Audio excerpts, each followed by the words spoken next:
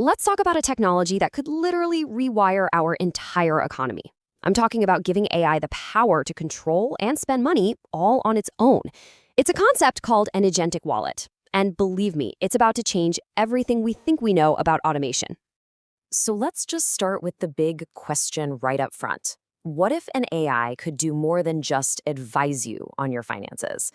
What if it could have its own bank account, its own wallet, and make its own transactions with zero human intervention? And no, this isn't science fiction anymore. This is the new frontier. To really get why this is such a huge deal, we first need to talk about the one major thing that's holding AI back in the financial world right now.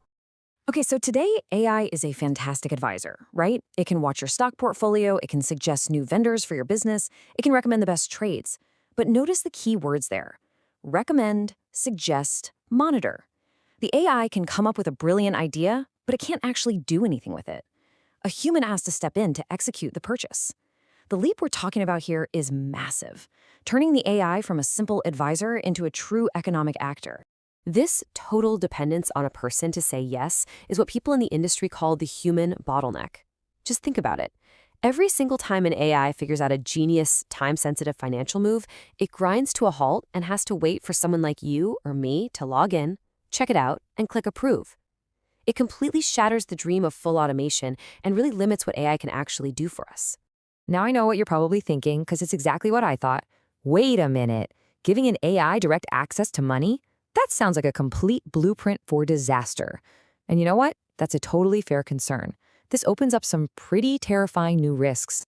For starters, we've all heard about how large language models can hallucinate, right? They just make stuff up. Now imagine an AI hallucinating that some non-existent company is the next big thing and trying to dump millions of dollars into it. Yikes.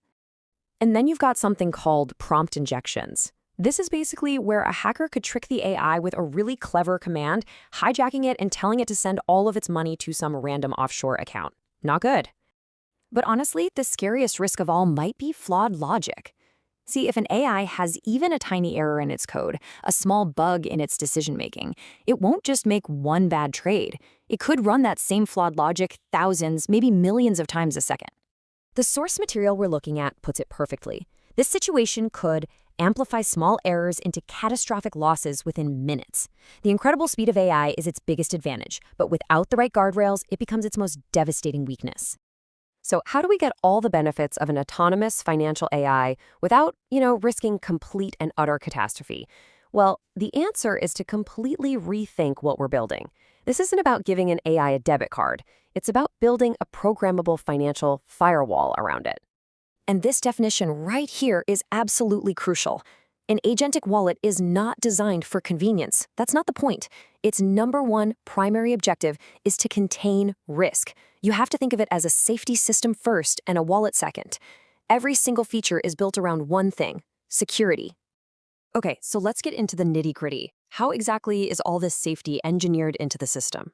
Well, it's not just one magic bullet. It's a bunch of overlapping layers of defense. The best way to think about it is this analogy: the brain versus the vault. The AI agent is the brain. It does all the thinking, the reasoning, the planning. It gives the instructions. But, and this is the most important part, the brain never gets to touch the money. The private keys, the things that actually control the funds, are kept locked away in the vault. The vault is the secure wallet infrastructure that actually moves the money. So even if the brain gets hacked or goes rogue, it can't actually drain the bank account. Next up, you've got programmable guardrails. These are hard-coded rules that the AI has absolutely no power to change. For instance, you can set session caps that limit how much it can spend on a single task. You can have transaction thresholds that automatically block any payment that's unusually large. You can set hard budget ceilings, like a daily or monthly limit. You can even use time windows to say the AI can only make purchases during normal business hours. All these rules work together to turn this scary, uncontrolled risk into a bounded, predictable, and manageable one. Another really clever mechanism is what they call the walled garden approach. It's basically an allow list. You give the AI a pre-approved list of everyone it's allowed to do business with: specific vendors, specific smart contracts, specific bank accounts. That's it.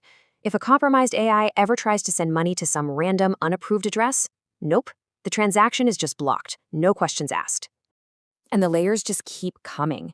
You've got real-time risk screening that checks every transaction for fraud before it ever goes through. You can use machine-to-machine microtransactions so the AI pays for things in tiny little bits instead of one big, risky payment. There's autonomous risk monitoring that can flag weird behavior instantly, and of course, everything is logged on an immutable audit trail, so you have a perfect, unchangeable record of every single thing the AI does. So, with all these safety features locked in, what does this actually let us do? I mean, why does any of this matter? It matters because this is the foundational technology for an entirely new kind of economy, the machine economy. What we're really seeing here is a fundamental structural shift in how finance works. We are moving away from a world where every single transaction has to be triggered by a person to a new world of policy-governed autonomous finance. A world where machines can operate safely and independently, as long as they stay within the rules that we humans design for them. And this is not some future fantasy stuff. It's happening right now. In Web3 and crypto, agents can automatically rebalance your investment portfolio 24/7. In a supply chain, an AI agent can autonomously order more parts when it sees stock is running low. For a business, an AI can book travel and manage expenses, all while staying inside a preset budget. And the big players are already on board. Companies like Visa and MasterCard are actively building these kinds of frameworks. But before we get too carried away with all the amazing possibilities, we have to talk about one last crucial point. This technology, for all of its incredible safeguards, is still a double-edged sword. And the biggest danger, ironically, comes right back to us. And this really is the bottom line. When an agentic wallet is set up correctly, with smart, thoughtful policies, it's a containment layer. It's a safety net that prevents financial disasters. But if it's poorly configured, if the spending limits are way too high or the allow lists are too vague, it becomes the exact opposite. It becomes an acceleration layer for financial errors, helping the AI lose money faster than any human ever could. Which leaves us with this final, really important question to chew on.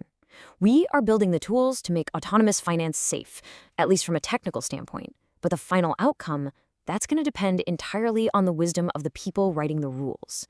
So the tool itself can be safe, yeah. But the real question is, are the rules? Are we smart enough to get this right?